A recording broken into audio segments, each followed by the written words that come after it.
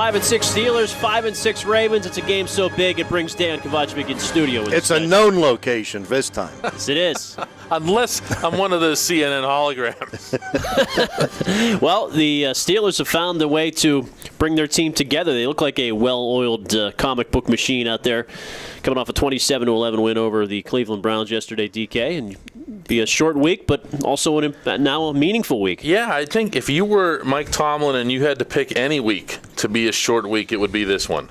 Because you wouldn't want these guys to stop doing exactly what they're doing right now. They're clicking on, and they punted well. I mean, you can summarize the whole thing with that. It wasn't pretty, but even if their best punter is the quarterback using his left foot. So the punter was able to kick these line drives that went into kind of open spaces and weren't returned. And they look ugly. I'm sure they look bad on TV, but any special teams coach will tell you that all they care about is net.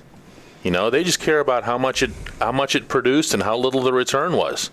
So yeah, they punted well. They punted well. They're doing everything well. I mean, they're rushing the passer thanks to Jason Worlds and to a lesser extent Jarvis Jones. They're covering guys. They're making plays in the secondary.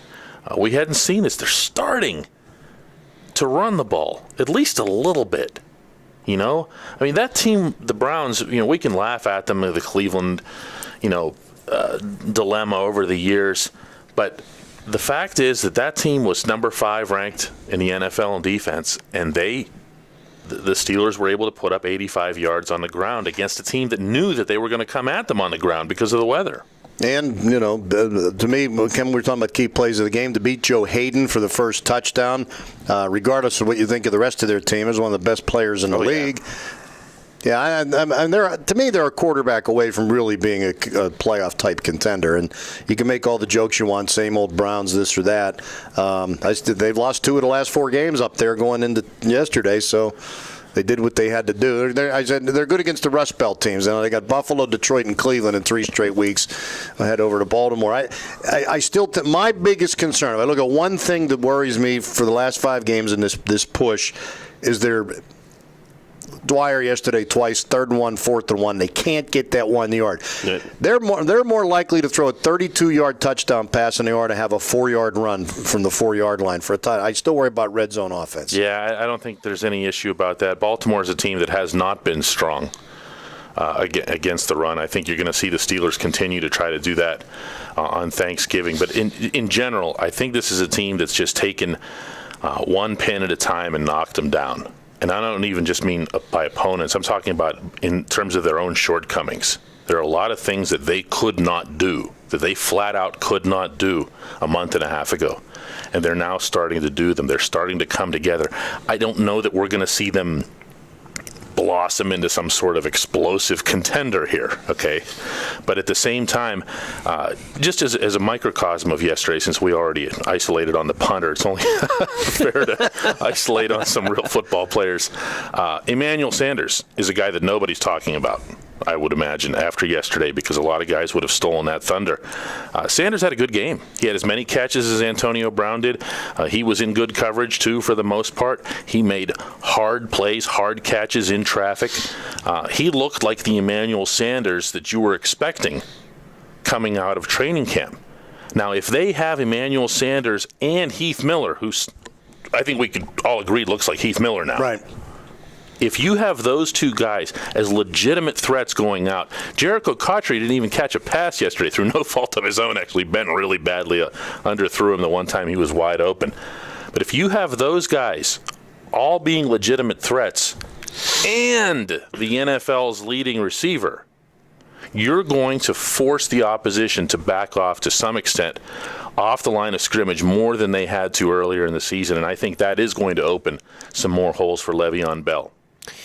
Sanders and also Jason Worlds, both in their 4th years, DK, finally coming into their own. It's almost like we saw with Keenan Lewis last year. It's taken them both a little bit while, to get their legs. Well, Sanders has been productive for a couple of years, a little bit different than the Jason Worlds story, but still, those have been key stories to the season. Yeah, coming into their own thing, and I had a Sunday column where I kind of went through a handful of names of guys who have taken the places of players who started out the season who've been much better than the guys they replaced.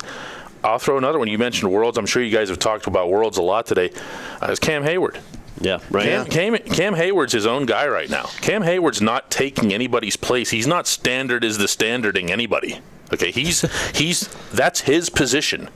He's not coming off that field when Kiesel comes back. He's not coming off that field if Ziggy Hood continues to play as decently as he seemed to yesterday. That's Cam Hayward's position. I think you're going to start seeing more of that. Jason Worlds. I mean, just a total afterthought. This guy. As recently Written as 3 off as a weeks bust. ago. Sean Lee this, Kevin Colbert that. Myself included. I mean, the Sean Lee thing looked absolutely embarrassing, but it's funny the guy goes out and has a couple of monster games like he has. Worlds was a major disruptor.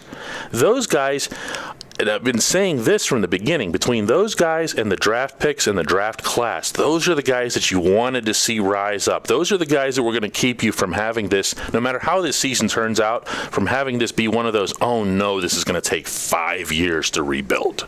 You know? Not that long. I think the one lesson about I'm sorry, Ken, you got to wrap up the video portion here first. I think we just did wrap it up. That's all for now. More later at TribLIVE.com.